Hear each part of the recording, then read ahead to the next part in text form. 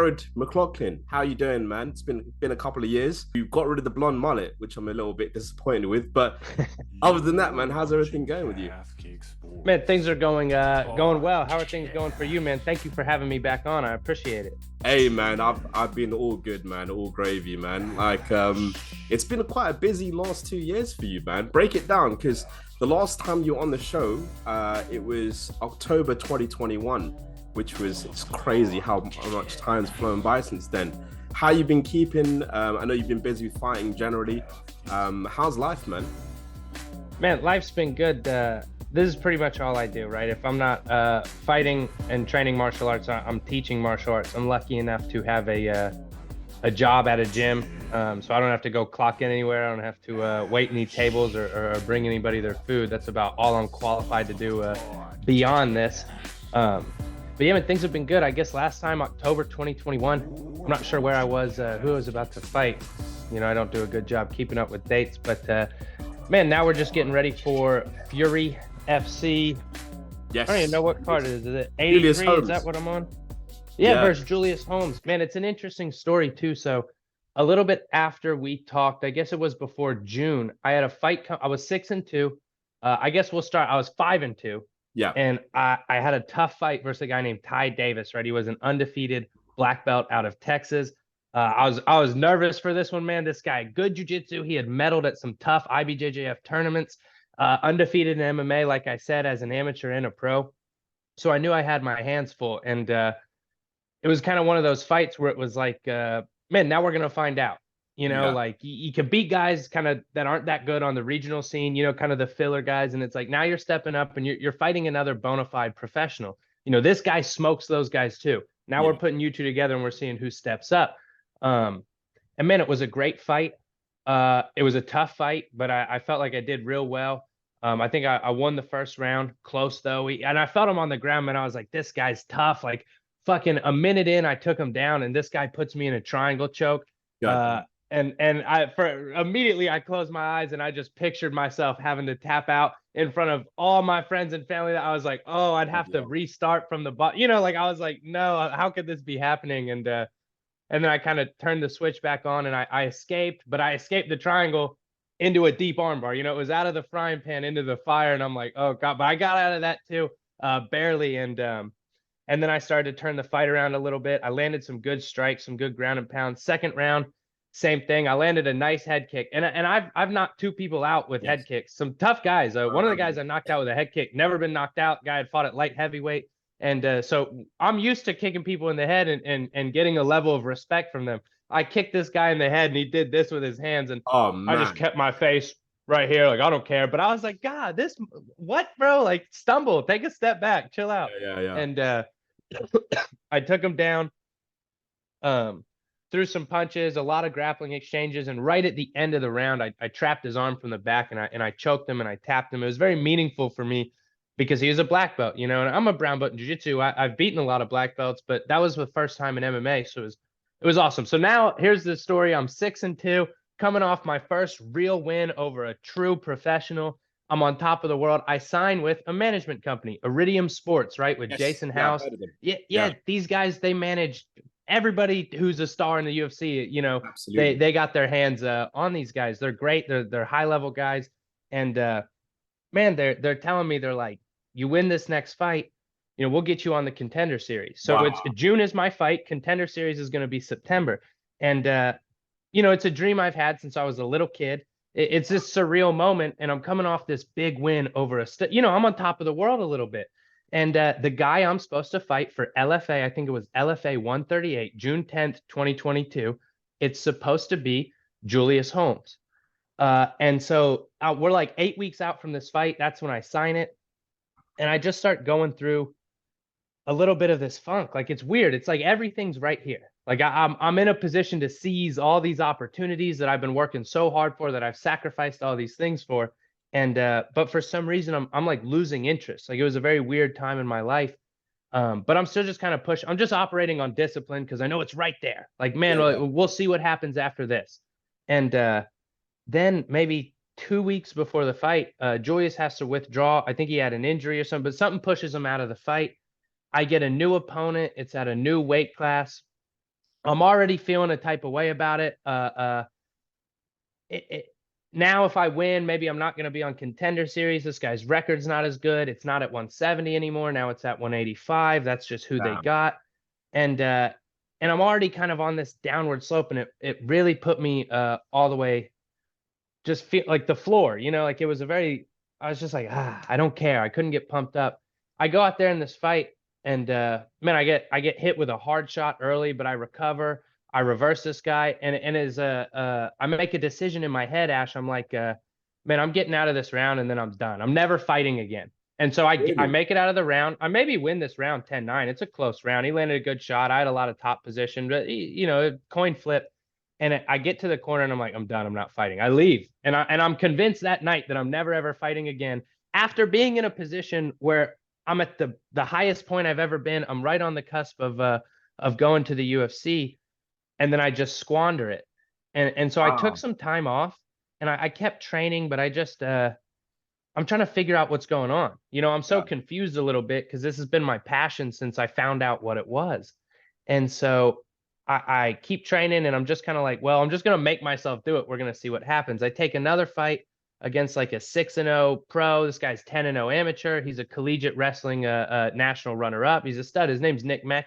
I think he's like 8-0 now as a pro.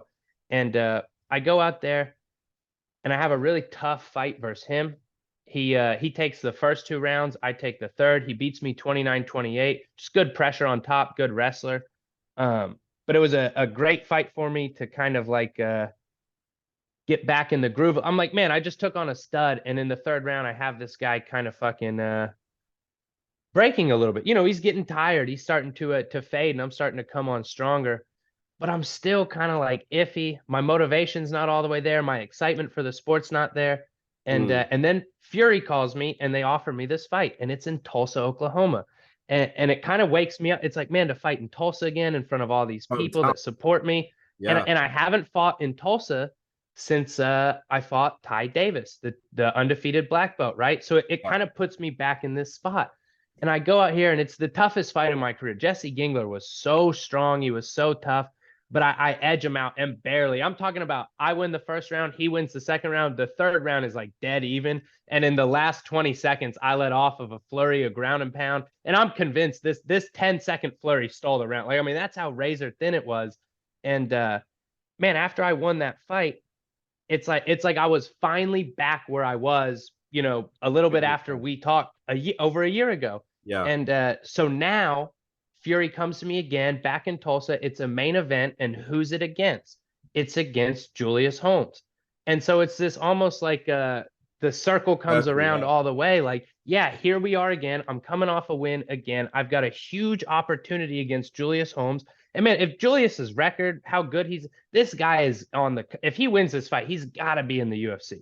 I mean, Mm. he is killing. He's on an 8-fight win streak. He's been putting people away, submissions, knockouts. He's been the main event in Fury before. He's a big fighter, right? He's right there, and it's like it's such a cool moment for me to have this opportunity again. Except for this time, it's like I've been through it. I'm older, I'm wiser, I'm more experienced. Now I really know why I'm here. I'm really excited. I'm really hungry, and so it's almost like this coming of age moment, for me a little bit, where I'm like, I'm back. I'm back where I was. I had to deal with this, and now here we are. It's the same fucking opponent. Like it almost feels too good to be true. So Yeah. I'm beyond excited for September 17th. Man, that's an awesome journey, man. But in terms of the last year, that sounds pretty intense and up and down. Like, is there a particular reason why you felt like you might have lost that love for the sport, or is it just purely because you just your body's getting beaten up every single day?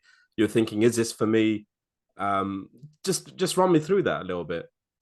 Yeah, it's a great question. And that's the question that like it's funny when I fought Nick Meck, the whole time I was fighting him, like my body's kind of going through the motions. I'm wrapping him up from on top. I'm kind of, I'm so can I submit this guy? But the whole time, Ash, I'm really asking myself that same question. Yeah. It's so interesting. It's like fighting on autopilot. I mean, everyone's had those days, where you're kind of going through the motions, but something's in your head. Something is stealing your attention and your focus, and your body's just kind of doing what it's like when you're driving and all of a sudden you're like, whoa, it's been 15 minutes since I feel like I looked at the road. Like you're zoned out a little bit. And so these last couple of fights, that's how it was. You know, it's like I was asking myself that question. This last year has been like a journey to answer that question. And it's interesting because in this last fight, it was almost like the last 20 seconds of the fight where I had that flurry where I finally was like, I got out of my own head for a second and I was like, of course I want to do this. Like this sport is amazing, dude. There's Yeah. no other sport in the world that like jujitsu has given me so much. Like I don't have a job. I'm sitting right here without a job. You know, like I Yeah. have a job, but it's teaching jujitsu. That's not a job. That's what I love to do. And so it's like, man, what am I sitting here worrying about all these things, all these questions? Like I'm so lucky. And I'm thinking of this while I'm in the middle of a cage fight. You know, it is really funny. And then I posture up, I land these strikes, and it's like that was kind of the moment where it was like, okay, like I'm back. Like it's funny. It's not even like I needed to answer this question. It's like I was just I was checking if I really wanted it. You know, I Yeah. was seeing it's like, man, do you really want this? Like, look at all these things that can happen. There's brain damage. There's CTE. You could never make it. There's all, and then it's just like you accept it. You get to a point where it's like, man, even with all those risks, that's part of the thrill of doing it. That's Definitely. part of the enjoyment. And not just that, imagine you being 50 years old, yeah. You're a jiu-jitsu coach. You gave up MMA, yeah, early in your career. You're always gonna have that what if moment, isn't it? You could have been Yeah, like, absolutely, I could have been a world champ. I could have done. You don't want to be that absolutely. what if guy, man. You Yeah, know. yeah, yeah, exactly. I'd rather find out. You know, no harm. Exactly, man. Exactly. But that's intense, man. And have you considered, well, not considered now, well, maybe in the future, but like, did you consider at the time maybe going to a sports psychologist, really kind of speaking to someone one to one and just delving into what made you, freeze up in that fight? Uh, Yeah, definitely. Man, I never went and talked to anybody one on one, but yeah. just like martial arts, man, I've got a BJJ Fanatics account. I got every fucking DVD you could imagine on there, right? And half of them I'm like, this is stupid, even before I bought it. But I got to see what these guys are saying, what these guys are doing. Man, I spent the money I made from that fight. I think I got paid like $1,000 show money. And the money I made from it, I took and I put 900 of it into a mental management course, all these sports psychology books.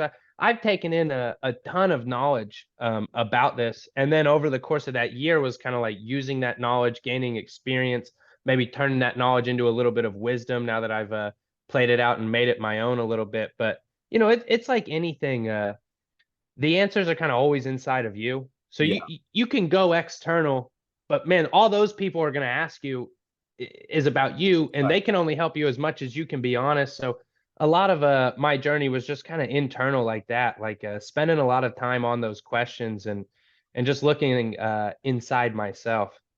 Man, that's a journey, man.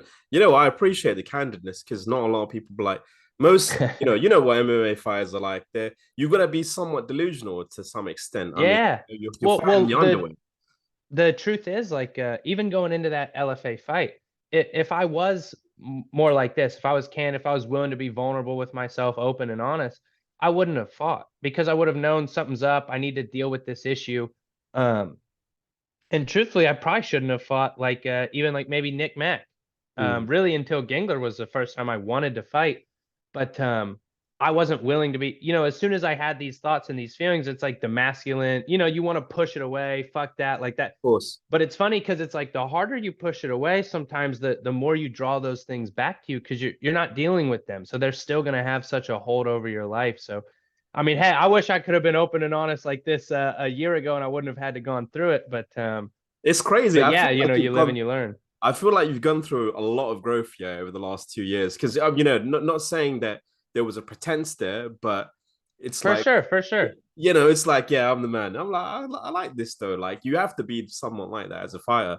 For So sure. from going from that to this, and don't get me wrong, you're still as confident, but it's almost like you know yourself a bit more. Would you agree with that Yeah, statement? absolutely. Yeah. Before too, I was just thinking about like, what do I need to portray for other people? Like, what do Yeah. I need someone to see me and think like, what's going to convince them that I'm blah blah blah and all these things? And now I just feel a lot more like man, I'm not so worried about what I need to portray myself as and all these things. And yeah, I feel like the confidence is a little bit more real. Like back then, I was dealing with these thoughts, And so I thought the way of kind of like overcoming them was like fake it till you make it. Like here's how I feel, so I'm gonna act like this, Yeah, and you're gonna see this, and you're gonna believe that, and people will believe it. Like you could trick people for sure, but definitely.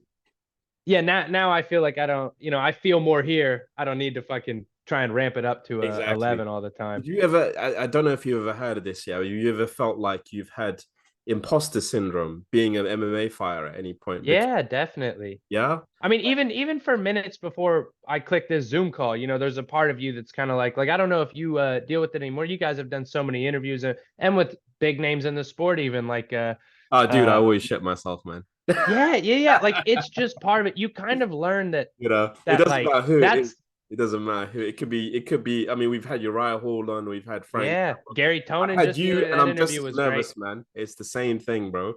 Yeah. Yeah. You got to. Yeah, You like got to. you kind of just learn that that's part of it. Like that's just what it really feels like. You think it feels like this big confident moment, but then you kind of start to learn like no, like that's what it really feels like no matter what. Yeah, exactly, man. Exactly. What? Man, I'm not gonna lie though. Like, I do miss the Joe Exotic look. What made you cut off? Right. Man, I shaved my head before this Gengler fight, but my buddy Tracy Reeder is also fighting on this Fury card, and he's a stud too, man. He's 6-2. He's a lightweight. He wrestled at UCO. It's the best Division II wrestling college in the nation.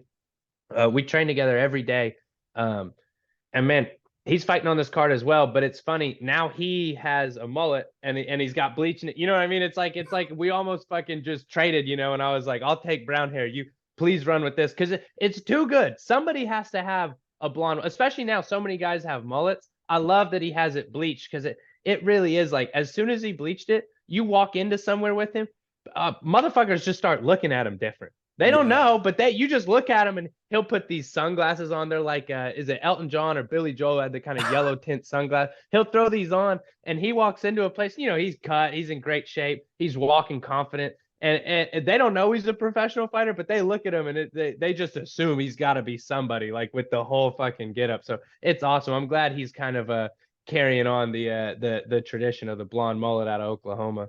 100%, man. Hey, you can be responsible for that, man. You can take the credit for that for sure. I will. You look like I mean, just look going through your Instagram, man. You look like you put on a bit of size, man, over the last 2 years. Is getting down to welterweight a little bit harder? Because just I'm even I looked at the old interview of yourself before, and you do look considerably bigger Yeah, compared to 2 years ago. Is it getting harder to cut that weight now? man. It's not like super hard, right? Yeah, yeah, But it's never fun. You know what I mean? The reality is it's never fun. But I try and diet down to a healthy weight. But yeah, I definitely feel like I'm on kind of the bigger frame size for welterweight. Like I don't walk super heavy. I think some of these guys get more out of shape, and so they get like 200 plus pounds, and they really have to diet down. yeah.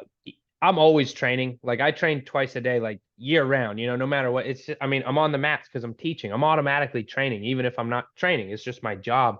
And so I stay in good shape. Like, but yeah. I've definitely filled out and put on a little bit of that man strength, maybe, I'm 24 now. And so it definitely yeah, it's a little bit heavier. A part of me loves the idea of 85 eventually. Oh But man, goddamn, hey, those motherfuckers walk around at like 215, and I I'm don't like, know, I'm man, I'm but you're not that big yet. 24. You're 24 and you're welterweight. Like that's pretty big, Yeah, man. Like you know, yeah, I mean, saying that you got Kamaru Usman that's been at welterweight since he was since yeah, he was 22.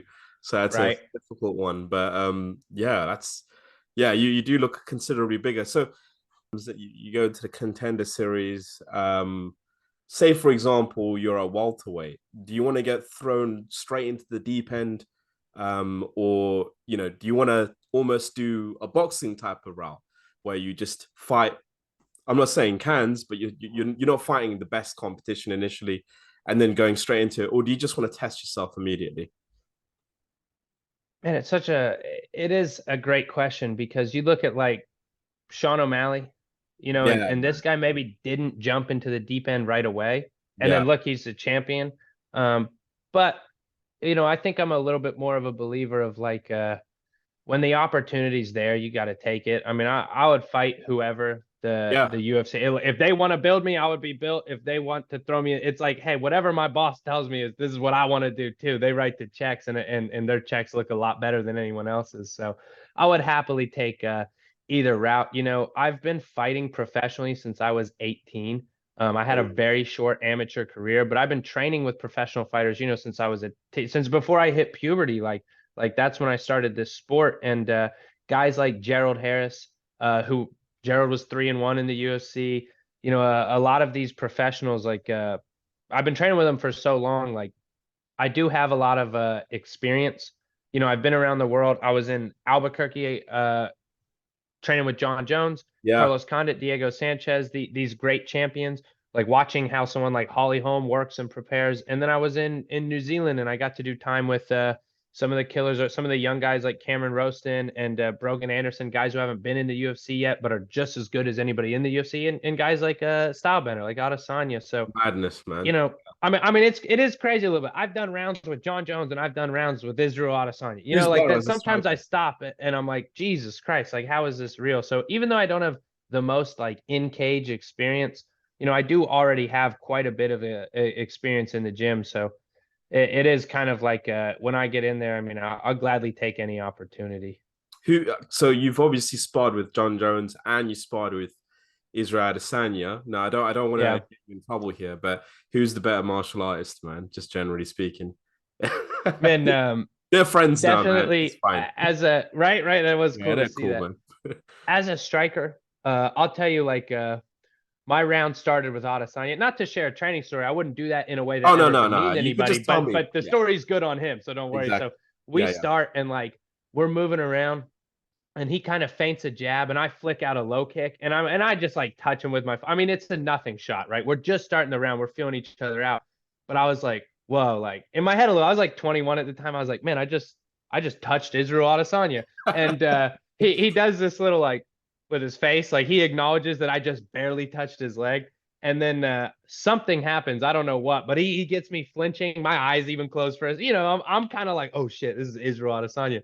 And I open my eyes, and he is no longer in front of me. And I knew quickly that means if he's not in front of me, this guy's now behind me. And so I just, you know what I mean? Like his striking is definitely, I'd say, above Jon Jones. Mm-hmm. Like his boxing is for sure better on a technical level. I think he's probably a more diverse kicker. I mean, Jon has some wonderful kicks of his own for sure. Israel definitely has an advantage in the hands. Jon, I'd say I would lean towards, history says being a better grappler. But the biggest thing is, when I'm sparring with Jon Jones, I'm a welterweight. He's a light heavyweight / heavyweight. He's the champ. I'm a kid. He's taking care of me, right? So it's a little bit different. Like I got a good technical look from him, but he's not trying to touch me with anything hard. He's so much bigger. And one thing that stood out to me about Israel Adesanya, though, is he's big. They say he doesn't cut a lot of weight, but man, I'm 6'2". That guy is 6'4", maybe a little bit taller, and he's thick. He carries a thickness that's hard to see on TV with some of those monsters at middleweight, but he's a big guy. Same with Jon Jones. Jon Jones' legs, everyone's always making fun of him for having chicken legs. He has chicken calves, but his hamstring, his glutes, man, massive, like that guy has a that guy's an athlete. He's not just a skinny little guy. No, that's what I hear a lot. In fact, I mean, I've spoken to people that have met Jon in person, and then they're like, "What the absolute like?" You think he's big on TV, yeah? You think he's a big bloke, and then you see him in person, and you're just completely taken aback how big he is. He's giant. Fact, I think they're saying he's actually closer to 6'5". Yeah, absolutely. He and Adesanya both. Like a lot of guys, a lot of men, whatever their height is, they add an inch or two, and you see it sometimes in MMA. Yeah. But the first thing I thought when I saw both of them was you are at least 6'4". Yeah, there's certainly no exaggeration on either of their parts. You guys should do the centimeters, man, like Europeans. Come on. Yeah, right. Yeah, I have no idea. 174 centimeters. It's like 5'9". Close. No, man. I mean, that's awesome. So you've obviously had a lot of experience with, fighting in Albuquerque, fighting with Jon Jones, and have you met Diego Sanchez? I actually spotted he follows you on Instagram. You guys. Yeah, man. So when Josh Faabia, when this whole thing was starting, with Faabia, if anybody doesn't know, man, Faabia was kind of the coach that Diego picked up that kind of maybe split the MMA world in half. Yeah, right, and that was the Yeah. majority of opinion. So I get a text one night, and it's Diego Sanchez, and I'm like 18, Oh 19 wow. years old, and Diego's like, "Hey man, I'm already out in Albuquerque, so I've already trained with him a little bit," and he's like, "Hey Jared," he spells my name wrong, but who cares, right? This guy's gonna be in the Hall of Fame, right? I'm just pumped. He's, "Hey Jared, like you want to do some training tomorrow, 7 a.m." And Oh man, wow. I'm like, oh God, this is it. Like we're gonna go in, we're gonna do some sparring in front of probably Wink and Greg because he's got a fight coming up. And it was before he fought Michael Chiesa, and I had the brown mullet. So I'm like, I even look like Michael Chiesa. We got the same frame. And I'm just like, man, this is perfect. What an opportunity. This is like my chance. The coaches are gonna be like, man, this guy's talented. We're gonna put, you know what I mean? Like I'm building this up in my head. It's about to be a moment. And I show up and I see he is, I believe he was doing like a cartwheel over a Swiss ball, and then like there was they were blowing bubbles. There was some sort of, and as soon as I see this in my head, I understand. Winklejohn's Wait. not Say there. that one Greg more Jackson's time, not just there. so that. They were doing some sort of like acrobatic athletic movements over like a Swiss ball that Faabia was rolling. Is Josh Fabia's down there, right? And immediately, like this guy was just, nobody had really heard of him yet. He was just working with Diego. And so I got to do one of their earliest sessions together. Oh And no. it was amazing. I mean, I don't when I saw who was down there, I went back to my room for a few minutes, and I enjoyed something that would allow me to enjoy the hilarity of the situation even more, right? I don't want to promote anything inappropriate, but I made sure to put myself in the right headspace to have a good time.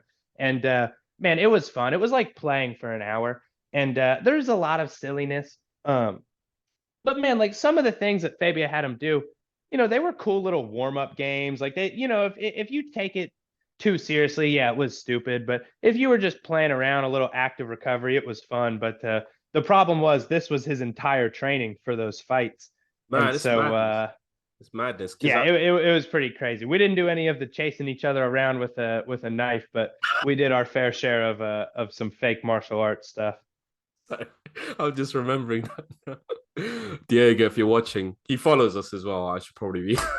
I mean, Oh, hey, Diego was great. no, I love Diego's not a Diego, fake man. I martial love artist. Diego. We I all just know don't. that. He's a yeah. Yeah, But I just Fabia was yeah, he was a little bit of a scam. But I will say, yeah. Diego took less damage in those fights than he did in many other fights. That's But true. a a, Yeah. a part of the problem was, it also meant he gave out a lot less damage. But uh, yeah, I mean, I think Fabia had some good things. They were doing a lot of massage therapy stuff. Diego's body has been beaten up over the years. Like I don't think everything he was doing was terrible, but he definitely needed to still be doing, and maybe he was. I just didn't see a bunch of it, but some of the jujitsu, some of the sparring, some of the mitt work. I'll tell you a story. This is a story. So Fabia, and then I got to go teach these Oh kids. yeah, So I'll go have for to it. exit on this one, but Absolutely, absolutely. Winklejohn hears about Fabia, and he immediately his radar is going off that something's not right, and so he wants to. I hope I'm not. Well, no, well, fuck it. He wants to see this guy. He's kind of like, let me check this guy out. He's going to be working with one of my fighters. I might be cornering with him. Let me see. And Fabia's teaching some moves about defending the jab. And the story, as it was told to me, is that Winklejohn just tells him like, "Hey man, I think that's bullshit." And so Fabia's like, "Okay, like let's see, like line up. I want you to jab me in the face. I'm going to show you this defense." And Winklejohn just jabs him and just blasts him in the face. He goes to do whatever it is he's doing, and he just gets jabbed real hard in the face. They go one more time, same thing. Because Mike Winklejohn, this guy fought. You know what I mean? He was Yeah, a real yeah. fighter, and Fabian's not a he big just dude either. You know. no, no, and he's very small. And Wink jabs him again real hard, and that was it. Fabius stormed out, and those two never worked together again. But I always enjoyed. I don't know how true it is. I didn't see it with my own eyes, but that's how it was told to me, and I always enjoyed that. Jesus, man, that is nuts, man. But look, Jared, I know you have to go and you got to shoot. But man, it's always a pleasure catching up with you, man. We got to do this sooner than 2 years for sure. Absolutely, absolutely. Yeah, man. I'm gonna wish you the best of luck, yeah, in your fight, and look, we'll catch up right after that, man. But yeah, thank you so perfect. much. And just before we go, look, we're gonna give you the final word. Where can the folks find you? If you want to plug anything, where can anyone find you? Just go for it, man. It's your spotlight. Man, if anyone wants to follow me, they're more than welcome to do so. I'm on Twitter and Instagram and even YouTube, man. If you just type in Jared Mcloughlin, hopefully it pulls up. But mainly, look, if anybody's free September 17th, that's a Sunday, so you shouldn't have anything going on anyways. Man, head over to UFC Fight Pass. Check out Fury. I hope it's Fury FC 83. That's the number I'm going to tell you. But check out whatever Fury's on that night. And, man, watch me and some of my friends fight. And hopefully you enjoy it. Yeah, it's going to be a good fight. I sold you on the story a little bit at the beginning. It carries a lot of meaning for me. Hopefully maybe you can get invested and care a little bit if you enjoyed hearing any of that. But yeah, September 17th, check out that fight. And other than that, I hope everyone enjoys themselves. And thank you for having me on, Ash. I appreciate it. We'll do it again soon. 100%, Jared. Thank you so much. And enjoy training, man. Yes, sir. See you later.